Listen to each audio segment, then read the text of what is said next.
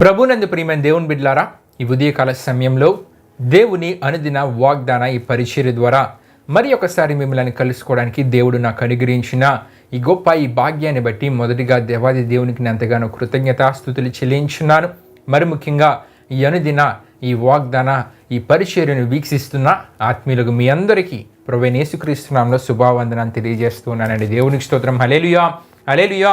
ప్రియమైన దేవుని బిడ్డలారా, ఈ ఉదయకాల సమయంలో దేవుడు మీకు ఇచ్చిన వాగ్దానము రాజుల 2వ గ్రంథము 3వ అధ్యాయము 16, 17, 18 వచనాల్లో మనకు కనబడుతూ ఉంటుంది. ఆ వాక్య భాగాన్ని మీ కొరకు నేను చదువుచున్నాను. ప్రార్థనాపూర్వకంగా ఆలకించవలసిందిగా ప్రభువైన యేసుక్రీస్తు నామములో అందరినీ కోరుచున్నానండి. రాజుల 2వ గ్రంథము 3వ అధ్యాయము 16, 17, 18 వచనాలలో ఈ విధముగా రాయబడి ఉన్నది. యెహోవా సెలవిచ్చినదేమనగా, ఈ లోయలో చాలా గోతులను త్రవ్వించుడి. యెహోవా సెలవిచ్చినదేమనగా, గాలియే గాని వర్షమే గాని రాకపోయినను మీరును మీ మందలను మీ పశువులను త్రాగుటకు ఈ లోయ నీళ్లతో నిండును. ఇది యెహోవా దృష్టికి అల్పమే. దేవునికి స్తోత్రం. హల్లెలూయా, హల్లెలూయా. ప్రియమైన దేవుని బిడ్డలారా, ఈ మాటలను, ఈ వాగ్దానపు మాటలను ప్రియమైన దేవుని బిడ్డలారా, దేవుడు ఎలీషా ప్రవక్త ద్వారా 3 రాజు అంటే యూదా రాజు, ఇశ్రాయేలు రాజు, అంతేకాకుండా ఎదోము రాజుకి తెలియజేస్తున్న ఎలీషా ప్రవక్త ద్వారా తెలియజేస్తున్న వాగ్దానపు మాటలుగా ఈ మాటలను మనం చూస్తూ ఉంటాం. ప్రియమైన దేవుని బిడ్డలారా, అయితే అక్కడ జరుగుతున్న సందర్భాన్ని క్లుప్తంగా ఈ సందర్భంలో మీకు తెలియజేస్తూ ఈ వాగ్దాన ఆశీర్వాదాన్ని మీకు తెలియజేయాలని నేను ఆశపడుచు ఉన్నాను. ప్రియమైన దేవుని బిడ్డలారా, అక్కడ మనం చూస్తున్నప్పుడు ఇశ్రాయేలు రాజైన యెహోరాము పరిపాలన కాలంలో ఏం జరిగిందంటే ప్రియమైన దేవుని బిడ్డలారా, దానికి ముందు వరకు మోయాబు రాజైన మేష వారికి పన్నుగా కొన్ని చెల్లిస్తూ ఉండేవాడు.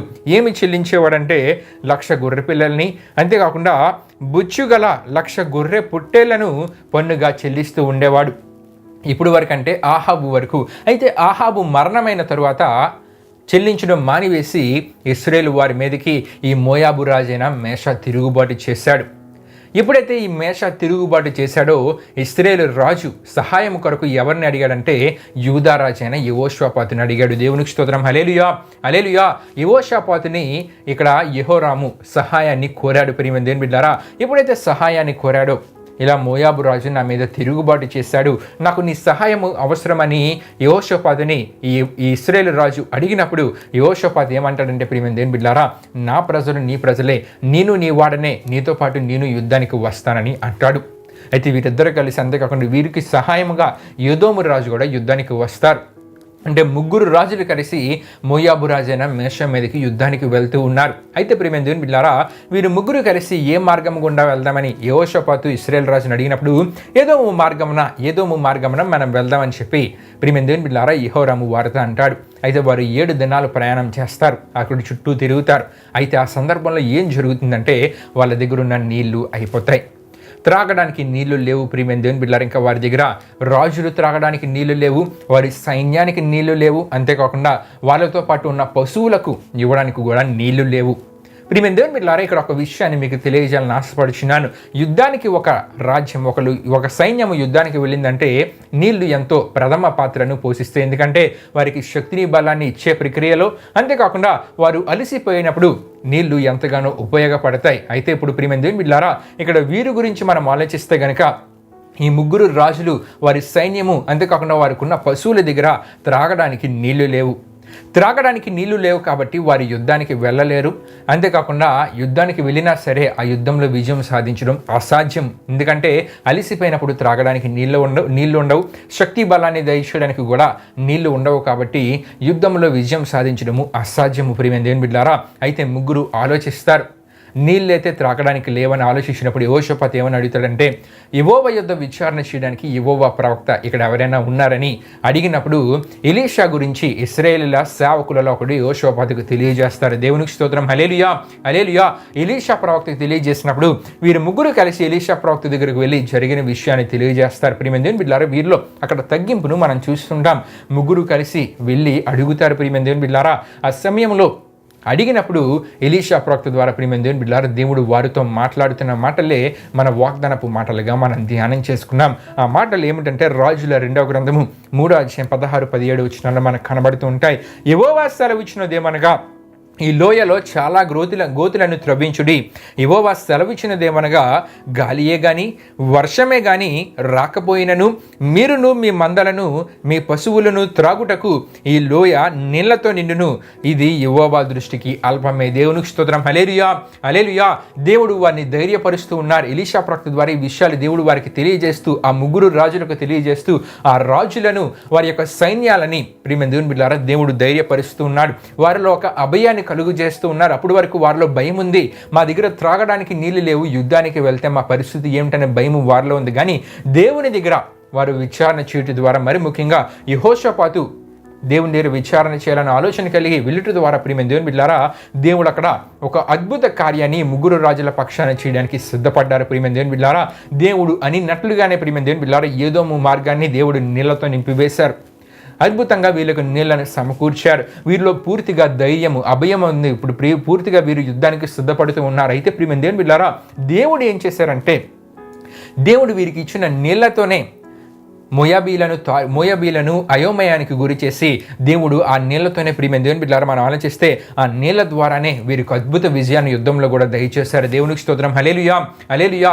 ఈ సందర్భ విషయాలని రాజుల 2వ గ్రంథం 3వ అధ్యాయం చదివితే కనుక మీకు అర్థమవుతుంది ప్రియమైన దేవుని బిడ్డలారా. అయితే ఇక్కడ కొన్ని విషయాలు మీకు తెలియజేయాలని ఆశపడుచు ఉన్నాను.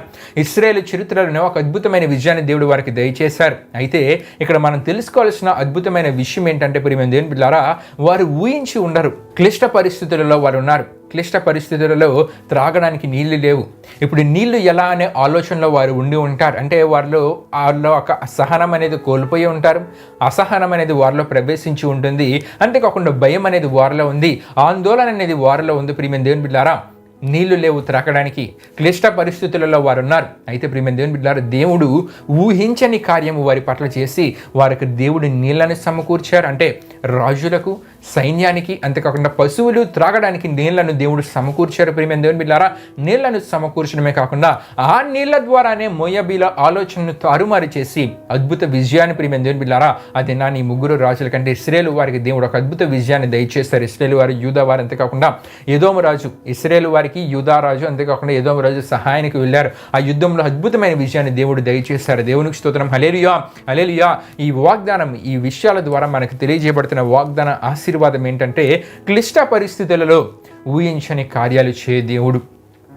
క్లిష్ట పరిస్థితులలో ఊహించని కార్యాలు వారి జీవితాల్లో కూడా క్లిష్ట పరిస్థితుల్లో వారు ఉన్నారు. ఏమి చేయాలో తోచని పరిస్థితుల్లో వారు ఉన్నారు. అటువంటి సమయంలో వారు ఎవరిని ఆశ్రయించారంటే దేవుని ఆశ్రయించారు. దేవుని ప్రవక్తను వారు ఆశ్రయించారు. ప్రియమైన దేవుని బిడ్డలారా దేవుని ఆశ్రయించుట ద్వారా, దేవుని యొద్ద విచారణ చేయడం ద్వారా దేవుడు వారికి అద్భుత విజయాన్ని యుద్ధంలో దయచేశారు. ప్రియమైన దేవుని బిడ్డలారా ఈ వాగ్దానాన్ని వింటున్న మీ జీవితాల్లో ఆనాడు యూదా రాజు, ఇశ్రాయేలు రాజు, ఎదోము రాజు పక్షాన్నే కాదు ప్రియమైన దేవుని బిడ్డలారా ఈ వాగ్దానాన్ని వింటున్న మీ జీవితాలలో కూడా దేవుడు అద్భుత కార్యాలు చేయడానికి సిద్ధంగా ఉన్నారు. క్లిష్ట పరిస్థితులలో మనం ఎవరి దగ్గరికి వెళ్తూ ఉన్నాం? క్లిష్ట పరిస్థితులలో దేవుని సహాయాన్ని అడుగుతున్నామా? దేవుణ్ణి ఆశ్రయిస్తున్నామా? దేవుణ్ణి ఆశ్రయించగలిగితే దేవుడే ఆ పరిస్థితి నుండి మనకు విడుదల దయచేసి మనలో ఉన్న భయాన్ని, ఆందోళన మనకు దూరం చేసి ధైర్యాన్ని మనకు కలుగజేసి ఆ పరిస్థితి నుండి మనకు విడుదల దేవుడు దయచేస్తారు. దేవునికి స్తోత్రం. హల్లెలూయా, హల్లెలూయా. ఆనాడు వీరి పక్షాన్ని కూడా దేవుడే అద్భుత కార్యాన్ని చేసి వారిలో ఉన్న భయాన్ని తీసివేశారు, ఆందోళన తీసివేశారు, అసహనాన్ని తీసివేశారు. ప్రియమైన దేవుని బిడ్డలారా వారిలో ధైర్యాన్ని కలుగు చేశారు. యుద్ధంలో అద్భుత విజయాన్ని దయచేశారు. ప్రియమైన దేవుని బిడ్డలారా కాబట్టి వాగ్దానాన్ని నేను ముగిస్తూ ఉన్నాను. మనము దేవుణ్ణి ఆశ్రయించగలిగితే క్లిష్ట పరిస్థితులలో ఊహించని అద్భుత కార్యాలు మన పట్ల దేవుడు చేస్తారు. విశ్వసించి ఈ వాగ్దాన ఆశీర్వాదాన్ని మన జీవితాలలో మనం పొందుకుందాం. దేవుడి పరిశుద్ధ వాగ్దానాన్ని మన వినికిడిలో దీవించునుగాక. ఆమేన్. ప్రియమైన దేవుని బిడ్డలారా ఈ వాగ్దాన కార్యక్రమాన్ని ముగింపు మనం ముగించుకుందాం. అందరూ కళ్ళు మూసుకొని తల్ల ఉంచుకొని ప్రార్థనలో నాతో పాటు ఏకీవించవలసిందిగా ప్రభువైన యేసుక్రీస్తు నామములో అందరినీ కోరుచున్నానండి. ప్రార్థన చేసుకుందాం. మహిమా స్వరూపైన మా ప్రభువా, జీవాధిపతి యేసయ్యా, నీ ఘనమైన నామానికి మహిమ, ఘనత, ప్రభావం చెల్లించినాం దేవా. ఇప్పుడు వరకు ఈ వాగ్దానం ద్వారా అందరితో మాట్లాడిన దేవా మీకే వేలాది వందనములు, కృతజ్ఞత, ఆస్తులు చెల్లించిన యేసయ్యా. ఇశ్రాయేలు రాజు, యూదా రాజు, అంతేకాకుండా ఎదోము రాజు వారి క్లిష్ట పరిస్థితులలో నిన్ను ఆశ్రయించడం ద్వారా వారిలో ధైర్యము కలిగింది. యుద్ధంలో అద్భుత విజయాన్ని వారికి దయచేశారు దేవా. అంతేకాకుండా త్రాగడానికి నీళ్లను కూడా మీరే సమకూర్చారు దేవా. మరి క్లిష్ట పరిస్థితులలో నిన్ను మేము ఆశ్రయించగలిగితే మాకు ఆ పరిస్థితిని నుండి విడుదల దయచేసి గొప్ప ధైర్యాన్ని, గొప్ప దీవెనను, ఆశీర్వాదాన్ని, విజయాన్ని దయచేస్తానని ఈ వాగ్దానం ద్వారా మాతో మాట్లాడిన దేవా, విన్న ప్రతి ఒక్కరు ఈ వాగ్దానాన్ని విశ్వసించి వాగ్దాన ఆశీర్వాదాన్ని వారి జీవితాలలో వారు పొందుకోగలిగేలా మీరు కార్యాన్ని జరిగించండి. ఇది నాని వారు చేస్తున్న ప్రయాణాలలో, పనులలో తోడుగుని ముందుకు నడిపించమని మీకే వేలాది వందనములు, కృతజ్ఞతాస్తుతులు చెల్లిస్తూ యేసు పరిశుద్ధ నామమున అడిగి వేడుకొనుచున్నాం తండ్రి. ఆమేన్. యేసు రక్తమే జయం, ప్రవేశు రక్తమే జయం, ప్రవేశ రక్తం సంపూర్ణమైన విజయం, అపవాది క్రియలకు అనంత నాశనం కలుగునుగాక. ఆమేన్. ప్రభు మిమ్మును మీ కుటుంబములను దీవించునుగాక. ఆమేన్.